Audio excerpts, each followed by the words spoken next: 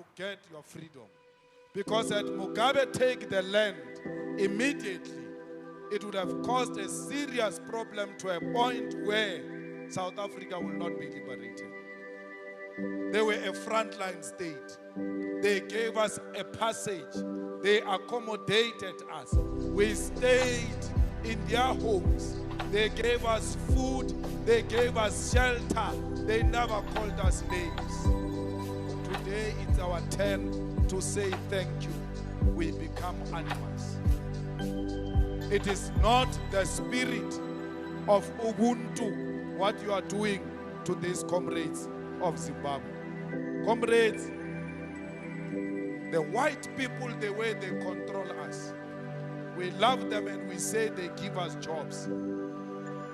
But the way they've made us to hate each other, even if a Nigerian was to come here and create 100,000 jobs, you will still beat that Nigerian because you want 100,000 jobs provided by a white man. When it is a job provided by a black man, it's not a job enough. They've instilled in you a culture of self-hate. You lack confidence in black people because you are not confident in yourself. So it is not correct that all Nigerians are drug dealers. They are Nigerian drug dealers. We must fight them. We must deal with them decisively. We must isolate them. We must isolate them and teach them a lesson which they will never forget, so that they don't leave South Africa to go and try it somewhere else, particularly in the African continent. We do not dispute that they are drug lords from Nigeria, but not all Nigerians are drug lords. You know the drug lords, bloody cowards. You are scared of them. You don't say to us, EFF, here are the names of the drug lords who have opened cases, here are the case numbers. We will go and fetch the Nigerian drug lords. We are not scared of them. A Nigerian drug lord is not a black person. He's not even a Nigerian. He's a non-white.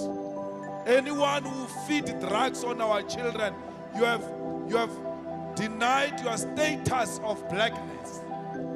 Because black people do not do wrong things. We don't feed each other poisons. We protect each other. So anyone, whether you are a Nigerian, whether you are a South African in El Dorado Park, it doesn't matter. Drugs is drugs.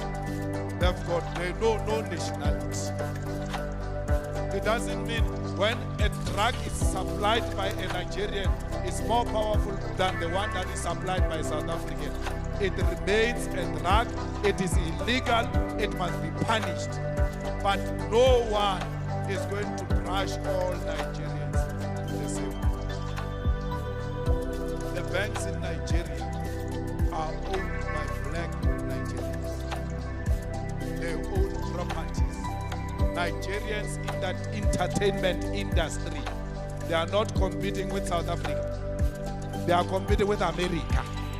When you see a Nigerian artist, when you see a music video of a Nigerian, you will mistaken it for Americans. They are moving. You are busy with machete here. People are working on themselves. People are beginning to appreciate that there is nothing better about America. Africa is more beautiful and more richer than America. Even here in Africa, we can do it. There are no borders in South Africa, in Africa. There are no borders. Some of you say, no, President, leave this thing of borders.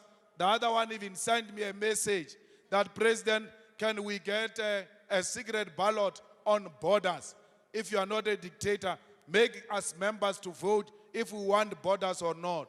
But the reality is, there are no borders. You want me to give you a ballot paper to vote on whether you want imperialism or not. Yet you joined an anti-imperialist organization. Everything that reflects imperialism, we reject it in totality. We don't want to see it. We can't vote about that. It's not open for discussion. There are no borders in Africa. These borders were imposed by imperialism. And we are not going to recognize them. These are our neighbors. What divides us is a fence. What divides us is a street. Just cross the street and come and ask for a salt. Just cross the street and come and ask for meal. That's how we grew up here in Soweto. We never said you are not from here, we can't give you a meal. You are never from here, we can't give you a salt. This thing that you look at as countries, they are as simple as narrow, like neighborhood.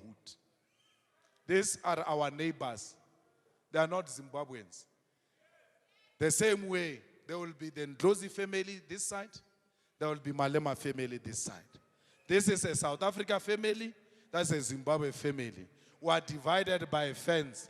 You don't have a salt, come and fetch the salt. In bags, you don't have meal, come and fetch meal, because that's what we did. We gave you meal, because we know one day we'll run short of meal, and I will not come. My child will come and say, my father said, you remember the meal, you must return. That's how we are as Africans. When they are here, it is our turn to protect them. Their turn will come. When we go to Zimbabwe, we'll just say to them, you remember us. Because we are neighbors. Comrades, there is no one who's going to tell us how we should unite this continent of Africa. No white man is going to do that. No white man. Look at what they did in Libya. I was in the ANC when we went to attack Libya. I stood up and told Zuma that you have sold out Gaddafi. And Gaddafi gave you money